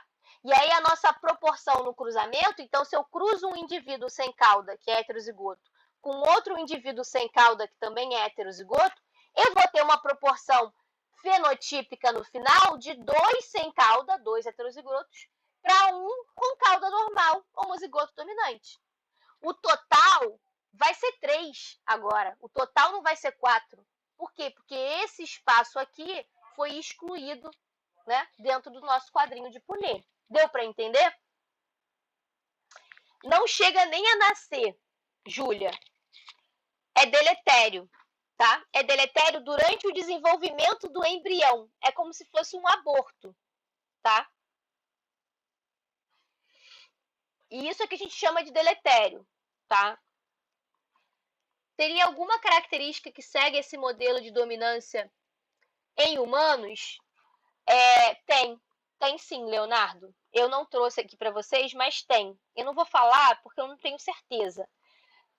Mas existem alelos em humanos que são alelos letais, que quando a gente tem 2 doses, a gente já sabe, né, já estudou e já compreendeu que formam um zigoto deletério, você tem um aborto espontâneo, tá? E aí, quando você tem heterozigose acontecendo, você chega em uma vamos dizer assim, tem algum fenótipo associado àquilo ali para o heterozigoto. A anemia falciforme tem algo parecido com isso. Mas a anemia falciforme não é deletéria, né? O indivíduo homozigoto recessivo, ele tem anemia falciforme, no caso, tá? Mas ele nasce e tem essa doença, né? Esse fenótipo, tá? Associado. Mas existem alguns casos em que é deletério, né? Em que é letal também. Agora vamos falar dessa outra extensão do mendelismo, né? Falamos de vários tipos de relação entre alelos que são possíveis, mas existem aí, né, a possibilidade da gente ter um gene não influenciando somente em uma característica, mas influenciando em mais de uma característica, tá? Então, quando um gene influencia em muitos aspectos do fenótipo, né, ou em muitas características, diz-se que esse gene ele é pleiotrópico e por isso a gente chama de pleiotropia. Pleiotrópico ou pleiotropia significa um termo que significa dar muitas voltas, vamos dizer assim. Então tem genes que estão associados, e aí pensem um pouco em metabolismo, tá, pessoal? Pensa um pouco na integração, né, fisiológica e metabólica que a gente tem. Vocês vão estudar metabolismo ainda mais na parte de bioquímica, mas entendam que determinados genes são importantes em várias vias e eles vão acabar, né, que vão interferir em características que são diferentes. No final dessa via aqui, eu tenho uma determinada característica. No final dessa outra via, eu tenho uma outra característica, né? Pode ter fenótipos associados. Então, um gene só influenciando em várias características. Aqui eu dou um exemplo. Vocês conseguem me ouvir ainda? Que o meu fone acabou a bateria. Aqui eu dou um exemplo, que é um exemplo da coloração da pele de camundongos, tá? Que tem um gene que vai interferir na coloração da pele, mas que também interfere na sobrevida do animal. Então, são duas coisas completamente diferentes. Eu não estou falando que nem no anterior, em que a gente estudou alelo letal, na questão anterior, na situação anterior, em que eu estava falando da formação da coluna. É uma característica da forma, aquele gene está influenciando na formação da coluna. E é forma normal, forma sem cauda ou, né, forma um indivíduo deletério. Nesse caso aqui, é um gene só. No final das vias desse gene, ele interfere na coloração da cor da pelagem, que pode ser amarela ou pode ser marrom, tá? Vai ser marrom quando eu tiver os alelos selvagens, né? A homozigose lá dos alelos selvagens. Vai ser amarelo quando eu tiver o heterozigoto, quando eu tiver esse alelo aí que está relacionado com a letalidade. No heterozigoto, ele vai ter uma coloração diferente da pele, tá? Mas, quando eu tiver esse heterozigoto, eu vou ter sobrevida.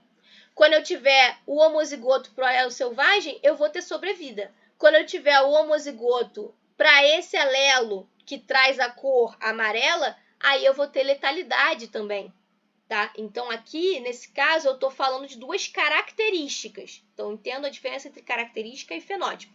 Característica, cor da pelagem. Fenótipos possíveis, marrom, amarelo. Característica, sobrevida. Fenótipos possíveis, né? Tem sobrevida ou não. Ou é letal, tá? Ou é deletério, tá? Então, mesmo caso vai acontecer aqui também, eu vou ter mais ou menos a mesma proporção fenotípica, mas isso aqui foi só um exemplo de pleiotropia, tá, pessoal? E aí aqui eu trouxe um exemplo de um gene, vai ter um gene que está relacionado, né? Que tem esses alelos, ou o alelo AY ou o alelo A+. Mas vão ter genes, um gene único, que vai influenciar em diversas características, em mais de duas até, tá? Isso é possível de acontecer. Em humanos também tem exemplos. E a gente vai ver mais para frente. E agora a gente vai parar para falar sobre a última parte da extensão do mendelismo, que são as interações entre genes, tá? Então, o que é a interação entre genes? Nesse caso aqui, eu estou falando do contrário da pleiotropia.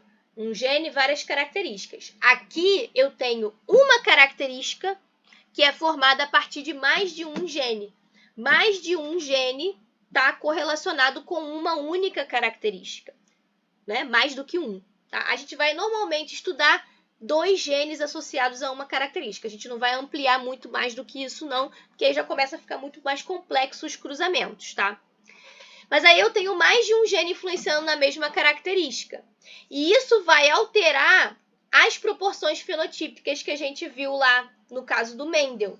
O Mendel estudou 2 genes em conjunto, mas sem ter interação, né? 2 genes em que cada um tinha a sua característica própria que estava relacionada com ele, tá? O nosso cruzamento de híbrido lá no Mendel, ele estava estudando característica cor da semente e forma da semente. Um gene está associado à cor da semente, um gene está associado à forma da semente, tá?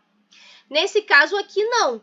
A gente vai estar estudando uma característica só, tá? E eu vou ter 2 genes associados a ela. E aí eu posso ter 2 genes, que eu chamei aqui, o gene A e o gene B.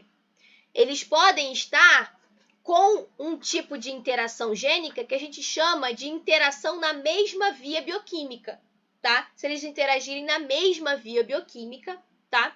E aí vai ter aí coisas que estão relacionadas com esse tipo de interação e vai ter uma proporção fenotípica padrão para o cruzamento de híbrido, que vai trazer essa proporção de 9 para 7, né? Vai ser diferente da proporção 9 para 3 para 3 para 1, que a gente viu anteriormente.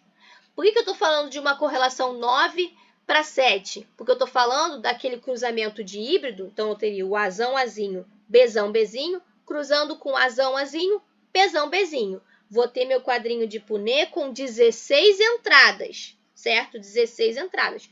Por isso que aqui dá 16. Soma 9 com 7, dá 16 no total.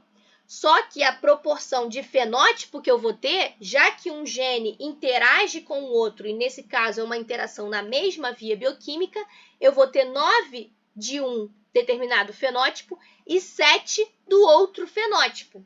Os genótipos que estão associados ao 9 aqui são os fenótipos que têm azão os genótipos que estão associados a esses fenótipos, a esse fenótipo daqui, são os genótipos que têm azão alguma coisa. Esse underline aqui significa qualquer alelo. Pode ser azão, azão, pode ser azão, azinho. Então, o genótipo do tipo azão alguma coisa, bezão alguma coisa, vão todos ter o mesmo tipo, né? O mesmo fenótipo. E eu vou ter o outro tipo de fenótipo que vai estar associado com os genótipos azão alguma coisa, bezinho, bezinho, azinho, azinho, bezão alguma coisa, e o azinho, azinho, bezinho, bezinho também.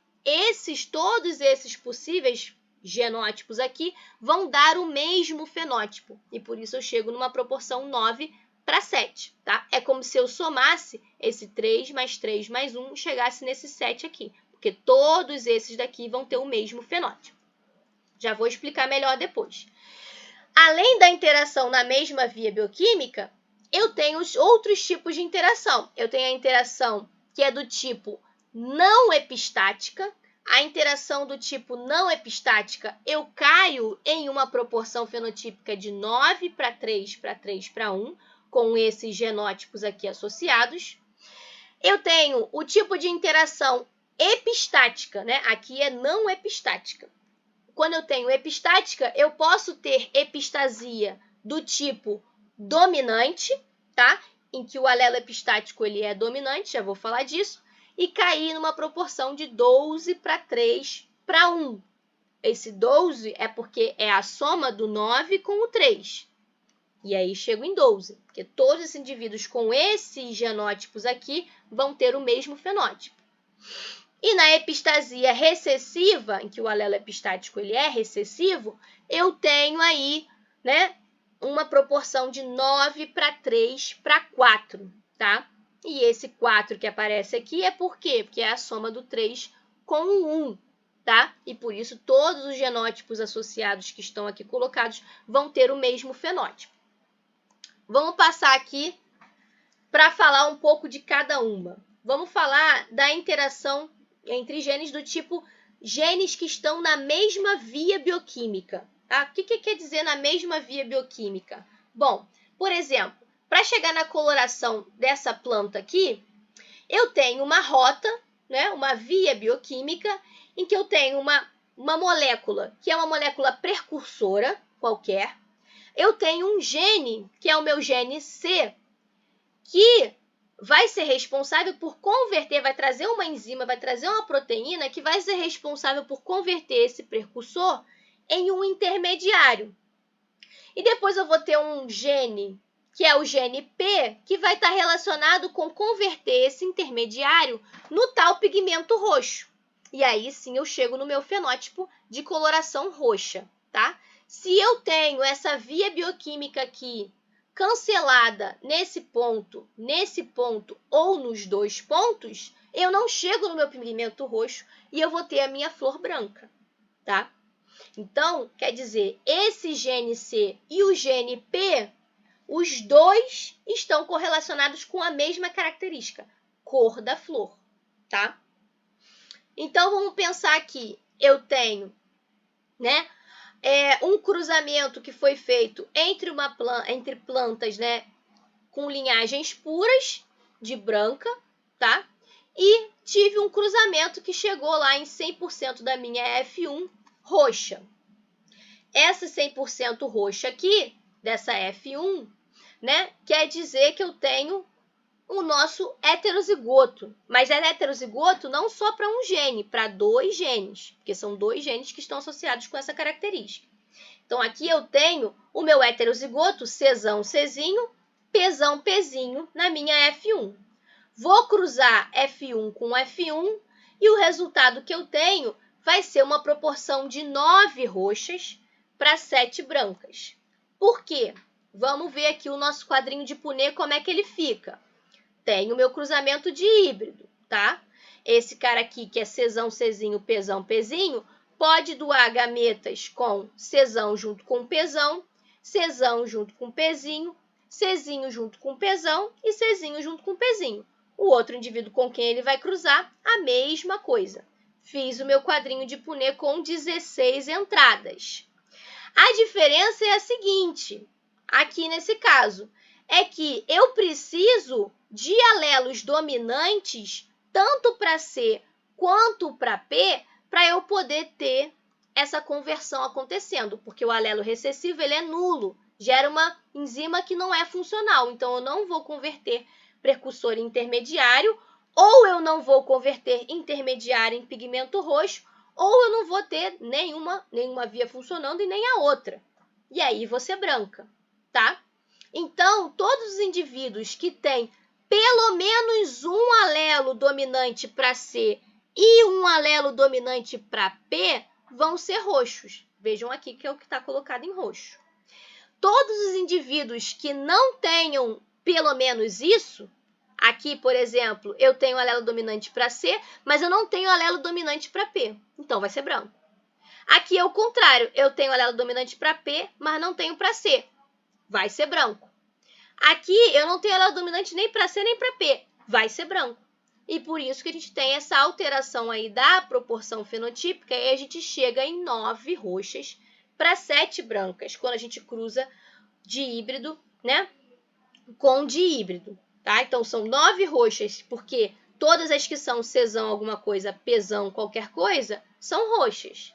Mas as que não tem isso daqui, todas as que são Czinho, Czinho, Pzão alguma coisa, Czão alguma coisa, Pzinho, Pzinho, ou as que são Czinho, Czinho, Pzinho, Pzinho, todas elas são brancas porque elas não conseguem gerar o pigmento roxo. Deu para entender isso daqui? Beleza. Agora, vamos tentar correlacionar um pouco disso daqui com o que a gente estudou lá na molecular. Além dessa possibilidade, né, de você ter alelos lá na mesma via, os dois genes estão associados. Por quê? Porque eu tenho uma via bioquímica em que eu tenho essa etapa e essa outra etapa. As duas etapas são necessárias para eu ter o meu pigmento roxo. Mas existem outros tipos de genes, tá, que vão estar interagindo também, que são os genes, né? O gene que gera a proteína, que vai ter determinada função, que vai gerar aquela característica, aquele fenótipo.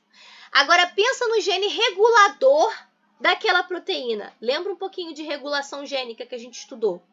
Os genes que estão associados com um determinado fenótipo e o gene que regula esse gene, os dois vão ter que interagir também. Pensa nisso, isso não faz sentido? Por quê? Porque sem o gene regulador, eu não consigo expressar o meu gene de interesse lá no final. Então, imagina que eu tenho um gene que gera uma proteína A, essa bolinha aqui roxa, que vai ter uma função dela, tá? Então, eu tenho esse gene aqui, a proteína A. Quando ele é selvagem, né, o alelo mais, eu gero a minha proteína e ela é funcional. Só que eu dependo também, para gerar esse fenótipo, de um outro gene, que é o gene regulador desse gene da proteína A. Esse gene regulador, ele gera uma proteína regulatória, que é essa daqui, que pode ser, por exemplo, o ativador desse gene aqui. Sem essa proteína, eu também não consigo ter o fenótipo, né? Então, aqui eu tenho um indivíduo que tem tanto o alelo, né, mais para o regulador, quanto o alelo mais para o gene da proteína A, e tudo funciona bem. Você tem a regulação acontecendo, a proteína é produzida e eu tenho lá o meu fenótipo normal. Agora, se eu tenho no gene regulador um alelo nulo, um alelo que anule a função, que eu não gere mais proteína reguladora funcional, quer dizer que eu não vou ter também a proteína que gera o tal fenótipo. Então, o meu fenótipo de interesse, a minha característica que eu estou estudando, depende tanto desse gene, que está associado à proteína que vai gerar aquele fenótipo, quanto do gene regulador. O contrário também não funciona bem. Por quê? Porque se eu tenho a proteína regulatória, mas eu tenho um gene lá da proteína A com um alelo nulo, não vou gerar proteína funcional também, tá? Então, vai ser da mesma maneira, não vou ter aquele fenótipo, tá? Se os dois forem nulos, pior ainda. Os dois forem nulos, aí realmente nenhuma possibilidade de você ter aquele fenótipo, tá? Então, aqui eu também cairia numa proporção 9:7, quando eu estudo esse gene regulador em conjunto com o gene para a proteína A, tá?